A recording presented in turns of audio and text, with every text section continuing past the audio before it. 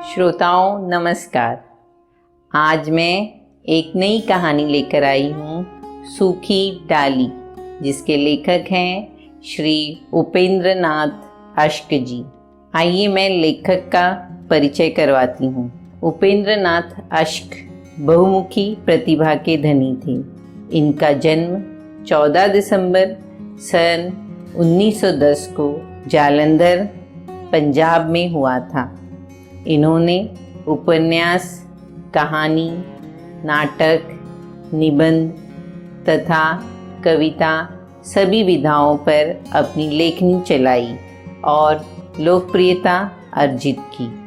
इनकी प्रमुख रचनाएं हैं छींटे, चरवाहे, सितारों के खेल, गिरती दीवारें, दो धारें, पर्दा उठाओ पर्दा गिराओ, कैद और उड़ान, बड़ी बड़ी आंखें। उपेंद्र नाथ अश्क का निधन 19 जनवरी सन 1996 को हो गया। सूखी डाली एक बहुत ही रोचक कहानी है। इसमें घर की बिगड़ती परिस्थिति को घर के बुजुर्ग किस तरह से अपनी दूरदर्शिता से संभाल लेते हैं, यह भली भांति दिखाया गया है। तो आइए इनके कुटुंब वृक्ष से मैं आप सभी को परिचित कराऊं। कुटुंब में दादा मूलराज, जिनकी उम्र 72 वर्ष है, यह घर के बुजुर्ग और मुखिया हैं। इनके 3 बेटे हैं, बड़ा बेटा, मंझला बेटा, छोटा बेटा। इनकी पत्नियां हैं जो एकांकी में बड़े बेटे की पत्नी बड़ी भाभी, मंझले बेटे की पत्नी मंझली भाभी, छोटे बेटे की पत्नी छोटी भाभी के नाम से जानी जाती हैं।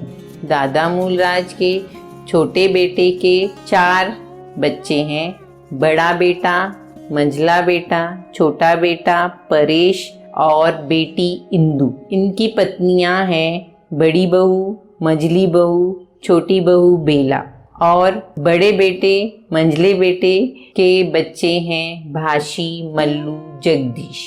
तो आइए पात्रों से परिचय कराऊं।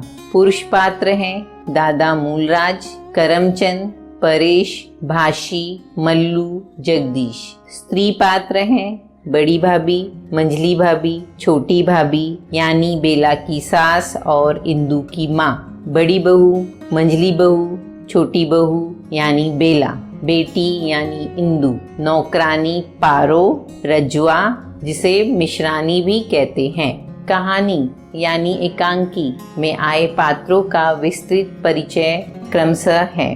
दादा मूलराज कहानी के प्रमुख पात्र हैं, जिन्होंने अपने परिवार को एक वट वृक्ष की भांति सजो कर रखा है। पूरे परिवार में उनकी बात को कोई नहीं टालता। उन्हीं के नियंत्रण के कारण परिवार एकजुट है। उनकी आयु 72 वर्ष है, परंतु वे पूर्णतया स्वस्थ हैं। सन 1914 की महायुद्ध में उनका बड़ा लड़का मारा गया तो सरकार ने उन्हें 1 मुरब्बा यानी 25 एकड़ जमीन दी थी। दादाजी ने अपनी परिश्रमशीलता, दूरदर्शिता एवं लगन के कारण इस जमीन को 10 गुना बढ़ाया।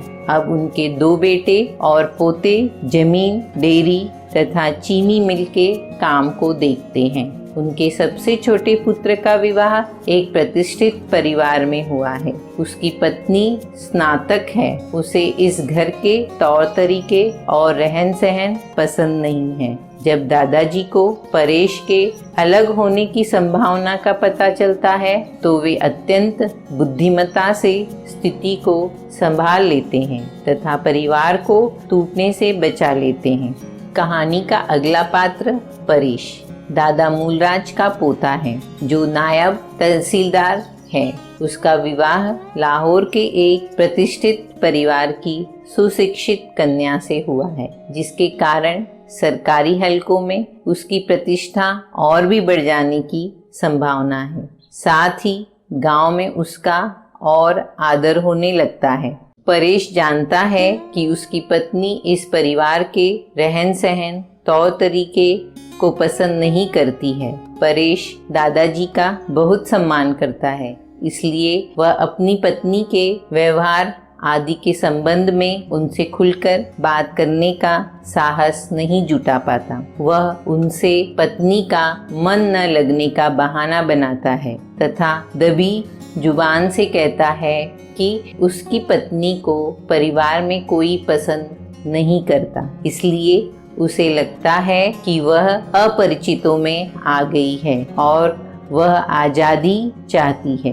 दादा मूलराज ने जब कहा कि वे परिवार को टूटने से बचाने के लिए हर संभव उपाय करेंगे, तो परेश नतमस्तक होकर उनकी बात को स्वीकार कर लेता है। एकांकी का अगला पात्र बेला। उपेंद्रनाथ अश्क द्वारा रचित एकांकी सूखी डाली की प्रमुख स्त्री पात्र का नाम बेला है, जो दादा मूलराज के पोते परेश की पत्नी है। वह लाहौर की प्रतिष्ठित एवं संपन्न कुल की सुशिक्षित लड़की है। उसके पति नायब तहसीलदार है। वह परिवार की सबसे छोटी बहू है। उसने अपने मैके के परिवार की संपन्नता तथा तौर तरीकों पर नाज है, इसलिए बात बात पर अपने मायके का बड़प्पन दिखाती है। छोटी छोटी बात पर क्रोधित होती है तथा अपने मायके वालों के सामने ससुराल वालों को कुछ नहीं समझती। वह 10 वर्षों से काम कर रही मिश्रानी को काम से हटा देती है। बेला घर का कुछ काम नहीं करती, परंतु दादाजी की बातें सुनती है और दादाजी की सलाह का परिवार की अन्य स्त्रियों के व्यवहार पर पड़ने वाली मानसिकता को देखती है तो भावुक हो उठती है। वह दुखी होकर परेश से कहती है कि उसे कोई समझता नहीं, सामने कोई हंसता नहीं, अभी सब मेरा मान सम्मान करते हैं। जब उसे पता लगता है कि दादाजी और सब सह सकते हैं पर किसी परिवार से अलग होना नहीं सह सकते, तो वह परेशान हो उठती है और दादाजी से कहती है कि दादाजी, आप पेड़ से किसी डाली का टूटकर अलग होना पसंद नहीं करते, पर क्या आप चाहेंगे कि पेड़ से लगी लगी वह डाल सूखकर मुरझा जाए? इस प्रकार वह अपने परिवर्तित व्यवहार से सबका आदर पा जाती है। आइए कहानी को विस्तृत रूप से सुनें। सूखी डाली एकांकी संयुक्त परिवार की कहानी है। दादा मूलराज ने बड़ी सूझबूझ और बुद्धिमानी से अपने परिवार को एक वट वृक्ष की भांति एक सूत्र में बांध रखा है, परंतु जब से छोटी बहू बेला इस परिवार में आई है, तब से थोड़ी अशांति का वातावरण उपस्थित होने लगा है। बेला ग्रेजुएट है तथा इस परिवार में सबसे अधिक पढ़ी लिखी है। वह एक संपन्न घराने से आई है, इसलिए अपने मायके के सामने किसी को कुछ नहीं गिनती। उसने परिवार में पिछले 10 वर्षों से काम करती आ रही मिश्रानी रजवा को यह कहकर काम से हटा दिया कि उसे काम करना नहीं आता। बेला के इस व्यवहार से बड़ी बहू, इंदु, छोटी भाभी आदि सभी परेशान हैं। यही नहीं, वह अपने पति परेश को घर के पुराने फर्नीचर को लेकर खूब सुनाती है तथा कहती है, मैं तो इस गले सड़े सामान को कमरे के पास तक फटकने ना दूंगी। इस बेढोल फर्नीचर से तो नीचे धरती पर चटाई बिछाकर बैठे रहना अच्छा है। वह बात बात में अपने मायके की तारीफ करती नहीं थकती। बेचारा परेश अपना सा मुंह लेकर रह जाता है। यही नहीं, वह घर के कामकाज करने में भी नाक भो सिकोड़ती है। दादाजी ने कपड़े धोने दिए थे, वह भी गुसल खाने में पड़े हैं। करमचंद दादाजी से यह बताता है कि उसे आशंका है कि परेश परिवार से अलग न हो जाए, क्योंकि उसकी पत्नी बेला को घर की कोई वस्तु पसंद नहीं आती तथा उसके मन में अपने मायके को लेकर दर्प की भावना बहुत अधिक है।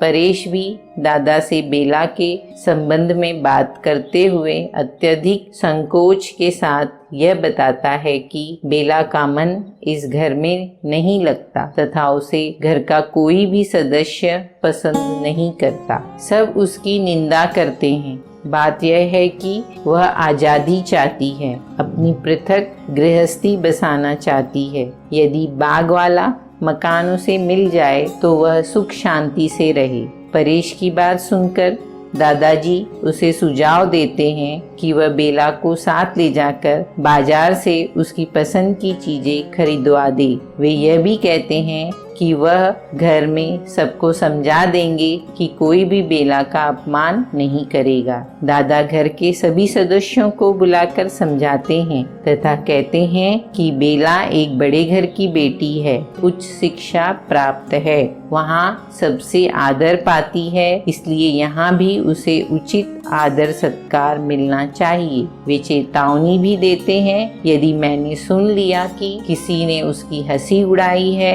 किसी ने बहू का निरादर किया है, तो इस घर से मेरा नाता सदा के लिए टूट जाएगा। इसके बाद परिवार के सभी सदस्यों का व्यवहार इस हद तक बदल गया कि वे बेला को जरूरत से ज्यादा सम्मान देने लगी, जिसके कारण बेला स्वयं को उपेक्षित महसूस करने लगी। उसे लगा जैसे वह परायों में आ गई है। जब वह परेश से इस बात की शिकायत करती है तो परेश को भी आश्चर्य हुआ। एक दिन इंदु ने बेला को बता ही दिया कि दादाजी ने घर के सभी सदस्यों को समझाया था कि घर में सबको आपका आदर करना चाहिए, क्योंकि दादाजी परिवार के किसी सदस्य का परिवार से अलग होने को नहीं कह सकते। बेला की मानसिकता बदल गई। उसने निश्चय किया कि वह सबके साथ मिलकर काम करेगी। एक दिन जब दादाजी ने उसे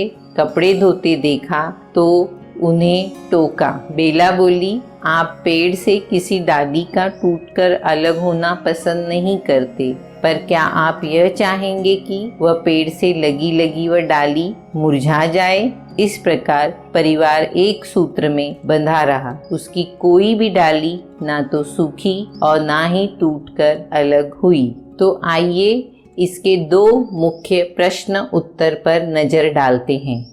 पहला प्रश्न है, सूखी डाली एकांकी का उद्देश्य स्पष्ट करें। उत्तर, सूखी डाली एकांकी में संयुक्त परिवार की कहानी का चित्रण किया गया है। परिवार का मुखिया दादा मूलराज ने अपने परिवार को अत्यंत सुंदर एवं बुद्धिमानी से एक वट वृक्ष की भांति एकता के सूत्र में बांध रखा है। दादाजी के इस संगठित परिवार में छोटी बहू बेला के आ जाने से अशांति का वातावरण उपस्थित होने लगता है, परंतु दादाजी के सूझबूझ एवं व्यवहार कुशलता से पूरे परिवार को एकता के सूत्र में बांधे रखा। सबकी मानसिकता में बदलाव आ गया और कोई भी डाली न सूखी और न ही टूटकर अलग हुई। एकांकीकार ने परिवार के सदस्यों के अंतर्द्वंद्व को अत्यंत कुशलता से चित्रित किया है। एकांकी का यह संदेश है कि यदि परिवार का मुखिया दूरदर्शी, बुद्धिमान तथा व्यवहार कुशल हो तो भी परिवार के सदस्यों के विचारों एवं स्वभाव में भिन्नता होते हुए भी वे सब एकता की डोर से बंधे रहते हैं। प्रश्न 2, एकांकी सूखी डाली के शीर्षक की सार्थकता को स्पष्ट कीजिए। उत्तर, एकांकी का शीर्षक अत्यंत उचित और सार्थक है। दादा मूलराज के परिवार को एक वट वृक्ष के समान माना गया है। जिस प्रकार वट वृक्ष की अनेक शाखाएं होती है, उसी प्रकार परिवार का हर सदस्य वट वृक्ष की डाली के समान उसका अंग है। जब दादाजी को पता चलता है कि छोटे पोते परेश की पत्नी बेला के आ जाने से परिवार में हलचल मच गई है, तो उन्होंने सभी को समझाया कि परिवार का हर सदस्य बेला को आदर सत्कार करेगा, मान सम्मान देगा और परिवार को टूटने से बचा लिया। जिस प्रकार किसी पेड़ की डाल पेड़ से अलग होने पर सूख जाती है, उसी प्रकार यदि परिवार का कोई हिस्सा अलग हो जाए तो वह भी सूखी डाली की तरह मुरझाकर निर्जीव हो जाती है और सूखी डाली पुनः हरी नहीं हो सकती। दादाजी सब कुछ सह सकते हैं, पर परिवार से किसी का पृथक होना यानी अलग होना नहीं। वे कहते हैं, इससे पहले कोई डाली पेड़ से टूटकर अलग हो, मैं ही इस घर से अलग हो जाऊंगा। एकांकी के अंत में बेला भी कहती है, दादाजी आप पेड़ से किसी डाली का टूटकर अलग होना पसंद नहीं करते, पर क्या आप चाहेंगे कि पेड़ से लगी लगी वह डाल सूखकर मुरझा जाए? इस प्रकार घटनाओं का संबंध सूखी डाली से है। अतः शीर्षक अत्यंत उद्देश्यपूर्ण व सार्थक है। आप सभी का धन्यवाद।